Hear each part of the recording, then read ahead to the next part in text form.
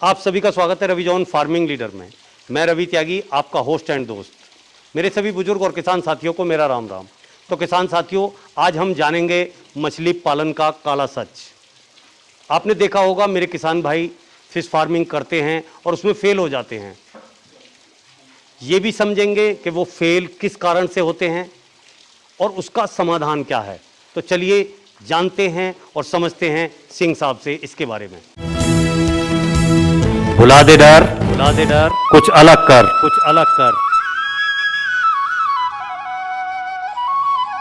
किसान साथियों, हमारे चैनल को सब्सक्राइब करें और घंटी के बटन को जरूर दबाएं। वीर जी, आपका बहुत बहुत स्वागत है हमारे रवि जॉन फार्मिंग लीडर में। Thank you. वैसे तो पहली वीडियो में मेरे जो किसान भाई हैं आपका परिचय जान चुके हैं जी, लेकिन अभी जो नए लोग आए हुए हैं जी, इस वीडियो पे, उन्हें एक बार अपना एक छोटा सा परिचय दें। बिल्कुल।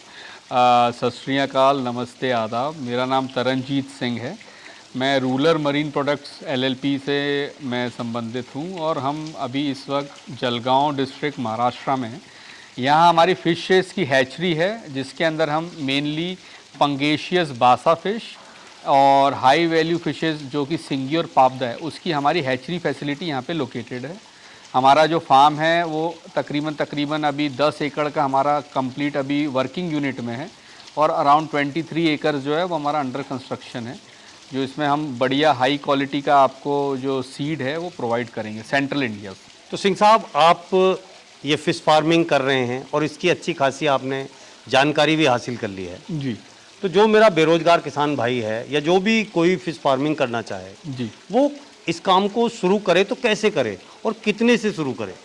देखिए त्यागी जी, मैं इसमें ये आपको बताना चाहूँगा कि फिशिंग सेक्टर, एक्वाकल्चर सेक्टर एक ऐसा राइजिंग स्टार है इंडियन इंडस्ट्री की मैं बात करूं तो यहाँ पर जो भी हमारे देश की अभी जो सबसे मूलभूत समस्या है, जो अगर आप रोज़ न्यूज़ चैनल भी देखते होंगे तो उसमें हम एक जो समस्या का जो सबसे ज़्यादा न्यूज़ पढ़ते हैं वो है अनएम्प्लॉयमेंट का। जी। तरह तरह के जो रिक्रूटमेंट गवर्नमेंट के एग्ज़ाम्स थे वो पोस्टपोन हो रहे हैं। हमारा जो यूथ है, हमारा जो पढ़ा लिखा युवा है, वो आज सड़कों पे है क्योंकि उसके पास नौकरियां नहीं है। इसी कारण से बहुत सारा हमारे उसमें ब्रेन ड्रेन का भी प्रॉब्लम हो रहा है कि हमारा जो पढ़ा लिखा युवा है, जो हमारा टैलेंट है, वो देश से बाहर माइग्रेट कर रहा है। इन सारी समस्याओं का समाधान में, सारी तो नहीं लेकिन इसमें बहुत ही मेजर जो एक पोर्शन है उसका समाधान मैं फिशिंग सेक्टर के अंदर मैं देखता हूँ। और फिशिंग सेक्टर के अंदर इतना पोटेंशियल है और इतना ज़्यादा अनटैप्ड पोटेंशियल है जिसको अभी हमको काम करना बाकी है।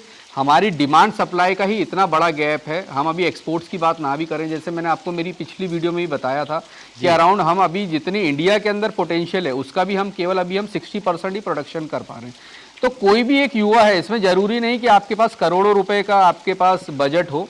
अगर आपके पास एक 2 से 3 एकड़ भी मिनिमम लैंड है, अगर आपके खुद की लैंड नहीं है तो भी आप लीज पे लेकर भी उसकी शुरुआत कर सकते हैं। और मिनिमम अगर आप 3 एकड़ से फॉर एग्जांपल शुरुआत कर रहे हैं तो 15 से 20 लाख रुपए का आपको खर्च आएगा उसको एक बार बनाने में। और तकरीबन आपको मैं बात करूं तो मोटा मोटा 10 से 15 लाख की आपको वर्किंग कैपिटल चाहिए, जो कि आपको उसके जो खाना रहता है, जो उसका फीड रहता है और दवाइयाँ रहती है और जो उसकी ज़रूरी फिशेस की चीज़ें रहती है, वर्किंग कैपिटल के लिए इतनी चीज़ें से इतना इन्वेस्टमेंट लगा के ना तकरीबन 30 से 35 लाख रुपए लगा के वो एक सेल्फ एम्प्लॉयड बन सकता है और बहुत अच्छे यानी अराउंड 40 to 50% मार्जिन वो हर साल अपनी लागत के ऊपर कमा सकते हैं। सिंह साहब, अक्सर देखा गया है कि बहुत से लोग फिश फार्मिंग शुरू करते हैं जी और बड़े जोर शोर से शुरुआत होती है जी और बहुत बड़े बड़े सपने होते हैं, बहुत बड़े बड़े प्लान होते हैं जी लेकिन कुछ टाइम बाद मैं देखता हूँ कि वो सब कुछ फेल जी और सब खत्म हो गया। जी वो ऐसे क्या कारण है कि फिश फार्मिंग में लोग फेल हो जाते हैं और ये सारी दिक्कत आती हैं? देखिए त्यागी जी, मुझे ऐसा लगता है कि कोई भी चीज़ में फेलियर होने का एक जो सबसे मुख्य कारण होता है वो होता है जानकारी का अभाव या स्टडी की कमी होना। क्योंकि अधूरा ज्ञान भी ज्ञान ना होने के बराबर ही होता है, या मैं ये कहूँ कि उससे भी ज़्यादा विनाशकारी होता है। क्योंकि जब ज्ञान नहीं होता तो फिर भी एक बार बंदा वो काम को नहीं करेगा, मारेगा ही नहीं। लेकिन अगर अधूरा ज्ञान है तो वो कोशिश करता है और उसमें फिर उसके नाकाम होने के चांसेस बहुत ज़्यादा बढ़ जाते हैं। बिल्कुल। इस चीज़ में मैंने भी शुरुआत में जब हमने भी स्टार्ट किया, हमें बहुत प्रकार की प्रॉब्लम्स को फेस करना पड़ा। और इसमें मेन जो सबसे इम्पॉर्टेंट चीज़ होती है वो होती है कंसल्टेंसी का अभाव, क्योंकि इंसान को पता नहीं होता है कि उसको एग्जैक्टली शुरू कैसे करना है। अगर उसको सिर्फ ये बता दिया जाता है कि आपको बच्चा स्टॉक करना है, लेकिन बच्चा किस उम्र का स्टॉक करे, कौन से साइज का स्टॉक करे, किस तरीके से स्टॉक करे, पानी के पैरामीटर्स किस प्रकार के होने चाहिए, पानी में सीड की स्टॉकिंग से पहले हमको कौन सी चीज़ों का एप्लीकेशन करना है, ये सब चीज़ें उन्हें पता नहीं होती है, जो कि बहुत ज़रूरी चीज़ें हैं। और इनमें कोई बहुत ज़्यादा खर्च भी नहीं होता, ये बहुत ही मामूली से खर्च होते हैं। जैसे चूना कभी डलता है, कभी नमक डलता है, कभी थोड़ा सा खल्ली का उपयोग होता है। ये बहुत ही बेसिक चीज़ें, लेकिन वो नहीं होने के कारण, जानकारी का अभाव होने के कारण, जब वो डायरेक्ट बच्चे की स्टॉकिंग तालाब में कर दी जाती है, तो वो क्योंकि वो बच्चा होता है, उसका इम्यून सिस्टम बहुत वीक होता है, और ये जो बेसिक चीज़ें कि उसको जब उसकी छोटी उम्र में जो ज़रूरत होती है वो नहीं दी जाती है, तो अल्टीमेटली मॉर्टिलिटी, जो उसके बच्चा जो मरता है उसका रेशो बहुत ज़्यादा हो जाता है। और फिर हमारे जो किसान भाई जो उस फील्ड में नए आए होते हैं, उनको कहीं ना कहीं से ये ऐसा फील होने लग जाता है, ऐसा होने कि यार ये फिश फार्मिंग हमारे बस की बात नहीं है, जबकि ऐसा नहीं है। फिश फार्मिंग बिल्कुल आपके बस की बात है, लेकिन बस बात यही है कि हम उसकी पूरी जानकारी लेके करें, तो हम उसको बहुत अच्छे तरीके से और दूसरे बिजनेस से बहुत अच्छे से कर सिंह साहब, एक बात मेरे मन में आई जी, मैं आपको रोकना चाहूँगा जी। कई बार क्या होता है कि किसान का जो पौंड है हाँ, वो तो है छोटा जी, और जो बच्चा सप्लाई करने वाले दलाल हैं, हाँ जी, हाँ जी, दलाल ही कहूँगा मैं तो, जी, जी, जो बच्चा सप्लाई करने वाले दलाल हैं वो क्या करते हैं कि अपना बच्चा बेचने की वजह से, अपने कमीशन की वजह से बहुत ज़्यादा बच्चा डलवा देते हैं। जी, बिल्कुल। वो क्या खेल है? देखिए सर, ये हमारा दुर्भाग्य है कि जैसे एक हाथ की सारी उंगलियां बराबर नहीं होती, उसी प्रकार से सर समाज में, इस हमारे देश में, पूरी दुनिया में अच्छे और बुरे दोनों लोग हैं। अब एक जो समझदार व्यक्ति है, उससे ये अपने आप को थोड़ा सा समझ उसमें ये होनी चाहिए कि उसे किसकी सलाह लेनी है और किसकी सलाह को नहीं लेना है। मैं ये कहना चाहूँगा, बहुत तरीके के फ्रॉड मार्केट में चलते हैं, जो कि आपको ये बोला जाता है कि भाई आप बच्चा हमसे लीजिए, बच्चा तो वो लेते ही हैं, फिर फीड हमसे लीजिए, दवाइयाँ हमसे लीजिए, पहले वो कंसल्टेंसी के नाम पे उनसे लाखों रुपए में फीस भी चार्ज कर लेते हैं। बिल्कुल बिल्कुल। उसके बाद में अगर एक तालाब है, उसकी कैपेसिटी 10,000 की है, तो उसमें वो 50,000 स्टॉक करवा देंगे, उसके हिसाब से उनको फीड दे देंगे, उसके हिसाब से उनको दवाइयाँ दे देंगे, और उनको एक झूठे सपने दिखाएंगे कि देखो हमने आपका 1 एकड़ के अंदर आपका 50,000 बच्चा स्टॉक करवाया है, अगर आप ये 100 रुपये से भी बिके तो आपका लगभग 50 लाख का माल ये आपका 1 एकड़ के अंदर हो रहा है। तो बताइए कौन से बिजनेस में इतनी कमाई है? तो इंसान इससे भ्रमित होकर उनके जाल में फंस जाता है, लेकिन अल्टीमेटली उसका रिजल्ट ये होता है कि वो डेंसिटी इतनी हाई हो जाती है कि वो प्रोडक्शन बराबर से हो ही नहीं पाता, और वो अल्टीमेटली 50 लाख क्या उनकी लागत भी नहीं निकल पाती, तो क्योंकि वो बढ़ता ही नहीं है बच्चा, साइज उसका बड़ा ही नहीं होगा, क्योंकि उसको बढ़ने के लिए, ग्रोथ करने के लिए जितनी स्पेस चाहिए आपको, जितने देने हैं वो तो आप दे ही नहीं रहे हो। तो अल्टीमेटली फिर वो जो इंसान बुरी तरीके से मात खा के फिशिंग सेक्टर से अल्टीमेटली भारी हो जाता है, और वो एक तरीके से नेगेटिव प्रचार भी करने लग जाता है कि यार फिश फार्मिंग नहीं करनी चाहिए, जबकि ऐसा नहीं है सर। फिश फार्मिंग बहुत अच्छा सेक्टर है, बस ये जो कुछ गलत लोग हैं, ये जो तालाब की कुछ गलत गंदी मछलियाँ ये पूरे तालाब को गंदा करने का काम कर रही हैं। तो मैं मेरे भाइयों से यही एक उनको रिक्वेस्ट करूंगा कि आप रूरल मरीन से जुड़िए, यहाँ पे आपको हर प्रकार की कंसल्टेंसी फ्री ऑफ कॉस्ट दी जाएगी। हम आपको केवल बच्चे की ही कॉस्ट आपसे हम लेंगे, उसके अलावा फीड, मेडिसिन, हर प्रकार की चीज़ें हमारे पास अवेलेबल हैं, लेकिन हम आपको बता देंगे कि अभी ये साइज़ का बच्चा है, आपको ये साइज़ का फीड डालना है, ये उसमें मेडिसिन अप्लाई करनी है। और मेन चीज़ क्या रहती है सर कि इंसान को एक जब शुरुआत में एक वो खुद भी इंसान बच्चा तो डालता ही है, लेकिन वो खुद भी एक बच्चे की तरह होता है, जिसको एक माँ बाप की एक सहारे की जरूरत होती है। इस फील्ड के अंदर मैं बात कर रहा हूँ, पर्टिकुलर फील्ड की बात कर रहा हूँ, तो इस पर्टिकुलर फील्ड में रूरल मरीन उनके साथ एक उनके पार्टनर का काम करेगा, जो कंधे से कंधा मिलाकर उनके साथ रहेगा। हम सिर्फ उनको बच्चा ही सप्लाई नहीं कर रहे हैं, फ्रॉम फर्स्ट डे आपको पॉन्ड कैसे बनाने हैं, कितनी गहराई रखनी है, किस प्रकार की मिट्टी होनी चाहिए, पॉन्ड में पानी भरने से पहले आप क्या क्या चीज़ों को अप्लाई करें, पानी कितने लेवल का रखें, पीएच लेवल कितना होना चाहिए, डीओ कितना होना चाहिए, कौन सी ज़रूरी डिवाइसेस आपको ज़रूरत है, कौन सी मेडिसिन आपको ज़रूरत है, सारी कंसल्टेंसी फ्री ऑफ कॉस्ट उन्हें दी जाएगी। कोई कंपल्शन नहीं है कि आप हमसे लीजिए, आप मार्केट में कहीं से भी वो चीज़ ले सकते हैं, लेकिन हमारे आपको एक गाइडेंस रहेगा। और जब आपका प्रोड्यूस बड़ा हो जाता है तो बड़े होने के बाद अगर आप हमारे आसपास हैं और अगर आपको बेचने में भी कोई दिक्कत आए तो हम आपका माल बायबैक करने के लिए भी तैयार हैं। जो भी मार्केट रेट उस वक्त होगा उस हिसाब से हम आपसे खरीद भी लेंगे। तो यानी एक तरीके का हम आपको कंपोजिट सॉल्यूशन दे रहे हैं कि आप हमसे बच्चा लेके, गाइडेंस लेके उसको बड़ा करें, प्रॉफिट लेके अगर आपसे नहीं भी बिकता तो हमें आप दे अगर सकते हैं। आपका बिक रहा है अच्छे रेटों में कहीं आप तो आप देख बिल्कुल सकते हैं, ओपन आजाद है, हैं। आपके ऊपर किसी प्रकार का कोई कंपल्शन नहीं है कि ये चीज़ आपको हमें ही देनी है। लेकिन अगर आप चाहें तो आप हमें भी दे सकते हैं, जो भी मार्केट रेट होगा मार्केट रेट में आपसे खरीदने के लिए तैयार है।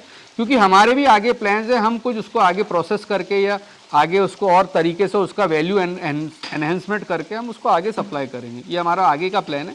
तो इस प्रकार से भी हम हमारे कस्टमर्स को और हमारे भाइयों को मदद करेंगे। तो सिंह साहब, क्या कुछ हमारी जो सरकारें हैं वो भी फिश फार्मिंग के क्षेत्र में हमारे किसान भाइयों का कुछ सहयोग कर रही हैं? डेफिनेटली फिश फार्मिंग के सेक्टर को पोटेंशियल को पहचानते हुए सरकार जो है वो भी इस पे समय समय पे योजनाएं लेके आती रहती है। रिसेंटली भी गवर्नमेंट ऑफ इंडिया ने भी इसमें एक तकरीबन 20,000 करोड़ की पूरी स्कीम लेके आए हैं, जिसके अंदर वो फिश फार्मिंग सेक्टर को किस प्रकार से उसके अंदर डेवलप करेंगे और वो पूरा पैसा जो जाएगा वो फिश फार्मिंग के डेवलपमेंट के लिए एक जो छोटा किसान है उसको सब्सिडी दे के ऊपर लेके आने की, ताकि ज़्यादा से ज़्यादा इस सेक्टर से लोग जुड़ें और सेल्फ एम्प्लॉयड होके खुद भी अपने रोज़गार के जो इनकम का जो सोर्स है उसको बढ़ाएं और साथ में अपने नीचे और 10 लोगों को रोज़गार दें। तो ये गवर्नमेंट ऑफ इंडिया भी इस चीज़ को बहुत अच्छी तरीके से समझ रही है। और आप जहाँ भी हिंदुस्तान के कोने में बैठे हो, आप अपने हर डिस्ट्रिक्ट में एक फिशरीज़ डिपार्टमेंट होता है, आप अपने फिशरीज़ डिपार्टमेंट में ज़रूर जाइए। आपके एरिया में कौन सी स्कीम्स चल रही है उनकी आप जानकारी लीजिए और उन स्कीम का लाभ उठाइए। मैं कहता हूं कि आपको डेफिनेटली लगभग 50% मदद तो आपको गवर्नमेंट की तरफ से ही हो जाएगी। तो सिंह साहब, अपनी जो हैचरी है इसमें कौन कौन सी ब्रीड का बच्चा हम अपने किसान भाइयों को दे रहे हैं? इसमें सर हम जो अभी हमने पहले जो शुरुआत करी है, हमने 3 ब्रीड के ऊपर हम ज़्यादा फोकस कर रहे हैं। उनमें से जो सबसे ज़्यादा हमारा फोकस है वो पंकेशियस, जिसको बासा फिश के नाम से भी जाना जाता है। ये आम बिकने वाला फ़िश है। इसके ऊपर हमने फोकस इसलिए किया है क्योंकि कोई भी जो एक छोटे लेवल का भी किसान है वो भी अगर चाहे तो वो 1 एकड़ 2 एकड़ के अंदर भी इसको डाल के इसको शुरुआत इससे कर सकता है। और इसकी डिमांड जनरली पूरे ऑल ओवर इंडिया होती है। तो बेसिकली समस्या आपने अगर 50% समस्या का समाधान कर भी लिया, अगर आपने अच्छे से कल्चर कर लिया, आपने बच्चे को बचा लिया, बड़ा कर लिया टाइम से, लेकिन फिर आगे की जो 50% खेल रहता है वो उसको बेचने का रहता है। तो बेचने में हमें समस्या ना हो, इसलिए पंगेशियस जो बासा फिश है वो बहुत एक अच्छा ऑप्शन है शुरुआत में हमारा स्टार्ट करने के लिए, क्योंकि इसकी डिमांड ऑल ओवर इंडिया रहती है। ये आप कहीं पर भी हिंदुस्तान में बैठ के इसको बेच सकते हैं। और सेकंड चीज़ ये है कि ये इसका जो कल्चर पीरियड है वो मात्र 6 महीने का है। तो अगर आपने कभी बराबर से उसको प्लान करके अगर अपने काम को किया तो आप 1 साल के अंदर मैक्सिमम 2 कल्चर और मिनिमम 1.5 कल्चर, क्योंकि ठंड के सीजन में थोड़ी सी प्रॉब्लम आ जाती है, लेकिन तो भी 1.5 कल्चर तक आप उसको 1 साल के अंदर यानी 15 महीने के अंदर आप 2 कल्चर इसके आप आराम से यानी 2 बार क्रॉप का प्रोडक्शन आप ले सकते हैं। और जो और आपने 3 बताए, 3 में से एक तो ये बताया, और 2 और कौन कौन से हैं? दूसरे और तीसरी हमने जो बताई है वो है सिंगी मछली और पापदा मछली। ये हाई वैल्यू फिशेज़ हैं। ये जनरली हमारे जो मेट्रो सिटीज़ हैं और ख़ास करके अगर मैं स्टेट की बात करूँ तो बंगाल में ये इसका बहुत ज़्यादा कंजम्पशन है। तो अगर कोई हमारे किसान भाई फ़िश फार्मिंग में आए हुए एंटरप्रेनर अगर इसका भी प्रोडक्शन करते हैं तो मैं ये कहूँगा कि इसमें थोड़ी सी आपको सावधानियाँ और थोड़ी जानकारी ज़्यादा लगती है, थोड़ी सावधानियाँ में ज़्यादा कॉशियस होकर इसका काम करना पड़ता है, लेकिन इसका रेट बहुत अच्छा मिलता है। अगर आप इसका प्रोडक्शन कर लेते हैं तो इसको आप जो है बंगाल के अंदर मार्केट में लाइव फिश बिकती है, ये लाइव फिश के रूप में इसको भेज के आप बहुत अच्छे रेवेन्यूज़ कमा सकते हैं। यानी इवन ये 1000-1500 रुपये तक भी इसके रेट चले जाते हैं। लेकिन वही है कि आपको उसका जो कल्चर है वो थोड़ा सा डिफ़िकल्ट है, इसलिए थोड़ा सा आप ज़्यादा जब ट्रेंड हो जाएँ, थोड़े से आप माहिर हो जाएँ इस फील्ड में, तो आप उन फिशेस के कल्चर के ऊपर जाएं। शुरुआत करने के लिए pangasius is the best breed, आप उससे शुरुआत कर सकते हैं। अब सिंह साहब, बात आती है कि कोई मेरा बेरोजगार भाई जी या कोई मेरा छोटा किसान जी अगर फिश फार्मिंग में आना चाहता है जी तो उसे कितने पैसे से ये शुरुआत करे? सीधा सीधा ये कहा जाए कि 1 एकड़ की फिश फार्मिंग करने के लिए कितना पैसा लगेगा, कितना टाइम लगेगा और उससे उसे कितनी इनकम होगी? देखिए, मैं इसमें बताना चाहूँगा कि 1 एकड़ को डेवलप करने की अगर मैं बात करूँ तो डेवलपमेंट करने की कॉस्ट लगभग 5 से 6 लाख रुपए आएगी, जिसके अंदर आपके तालाब खोदने के खर्चे से लेके उसकी फेंसिंग से खर्चे से लेके लाइट लगाने का खर्चा, एक छोटा सा एक आप फैब्रिकेटेड रूम बना दें, ये सारे खर्चे आप इन्वॉल्व कर लें तो 5 से 6 लाख रुपए के अंदर आपका ये तालाब तैयार हो जाता है। उसके बाद अगर मैं बात करूं जो हम कल्चर करते हैं उसके लिए हमको जो वर्किंग कैपिटल, जो लागत की ज़रूरत है, जो हमको फीड खिलाना है, उसको मेडिसिन देनी है, तो अगर मैं 1 एकड़ की बात करूं तो 1 एकड़ के अंदर आप लगभग 20,000 तक मछली स्टॉक कर सकते हैं जी। अगर मैं पंगेशियस बासा फिश की बात करूं। और 20,000 मछली को प्रॉपरली आपको पूरा खाना, फीड, मेडिसिन देना है तो आपको लगभग 10 लाख रुपए की ज़रूरत है। 10 लाख भी आपको इकट्ठे नहीं लगेंगे, वो आपको टाइम बाउंड मैनर में, क्योंकि फीड थोड़ा करके आप लेके आएंगे जी। और आप उसको खिलाएंगे। तो अगर मैं बात करूं वन टाइम इन्वेस्टमेंट की, तो वन टाइम इन्वेस्टमेंट आपको 5 से 6 लाख लगेगा और जो रिकरिंग एक्सपेंसेस हैं वो तकरीबन आपको 10 लाख रुपए के लगभग लगेंगे। और एक नॉर्मल मार्केट के अंदर 80 से लेकर 100 रुपये, 120 रुपये भी रेट हो जाता है। तो अगर आपकी 20,000 मछलियाँ भी हुई तो तकरीबन आपका जो प्रोडक्शन है वो 20 लाख रुपए का प्रोडक्शन हो जाता है। तो इससे आप अंदाज़ा लगा सकते हैं कि आपकी कॉस्टिंग कहाँ जा रही है। और मैं ये सुझाव दूंगा कि आप मिनिमम इसको 4 से 5 एकड़ अगर आप सक्षम हैं तो आप कम से कम 4-5 एकड़ से इसकी शुरुआत करें, क्योंकि देखिए कुछ एक्सपेंसेस जो हैं वो फिक्स है। जैसे अगर आप 1 एकड़ के अंदर भी करेंगे तो भी आपको 1 से 2 आदमी लगेंगे मैनेज करने के लिए। अगर आप 5 एकड़ से भी करेंगे तो भी 1 से 2 आदमी से वो चीज़ें मैनेज हो जाती हैं। अभी जैसे कनेक्शन लेंगे, कनेक्शन भी लेंगे तो 1 एकड़ में भी वही लगना है, 5 एकड़ में भी वही लगना है।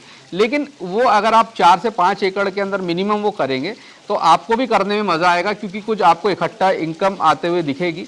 लेकिन ये आप कॉस्ट का ध्यान रखें कि भाई इतनी कॉस्ट आपके पास पूंजी होनी चाहिए तो ही आप इसको करें। अदरवाइज़ अगर एन वक्त पे जैसे फिश को फीड खिलाना है, कुछ मेडिसिन डालना है, अगर आपके पास कैपिटल की व्यवस्था नहीं है तो आपने जो पहले खर्च किया वो भी सब आपका वेस्ट हो जाएगा। तो 1 एकड़ की मैं बात करूं तो वन टाइम का 5 से 6 लाख और रिकरिंग जो हमको वर्किंग कैपिटल लगनी है एक क्रॉप के लिए वो है 10 लाख रुपए मिनिमम। इतना हमारे पास पैसों की व्यवस्था होनी चाहिए। तो सिंह साहब, आपने फिश फार्मिंग के बारे में जी मेरे किसान भाइयों को इतनी अच्छी जानकारी दी जी और ये भी समझाया कि इसमें झोल कहाँ कहाँ है। जी जी उन सब बातों के लिए आपका बहुत बहुत धन्यवाद। साथियों, वीर जी से आपने ये सब कुछ जाना। उनकी दी हुई जानकारी और मेरी की हुई कोशिश अगर आपको अच्छी लगी हो तो वीडियो को लाइक करें, शेयर करें, चैनल को सब्सक्राइब करें और घंटी के बटन को जरूर दबाएं। ये वीडियो देखने के लिए आप सभी का बहुत बहुत धन्यवाद। मैं रवि त्यागी, रवि जॉन फार्मिंग लीडर से।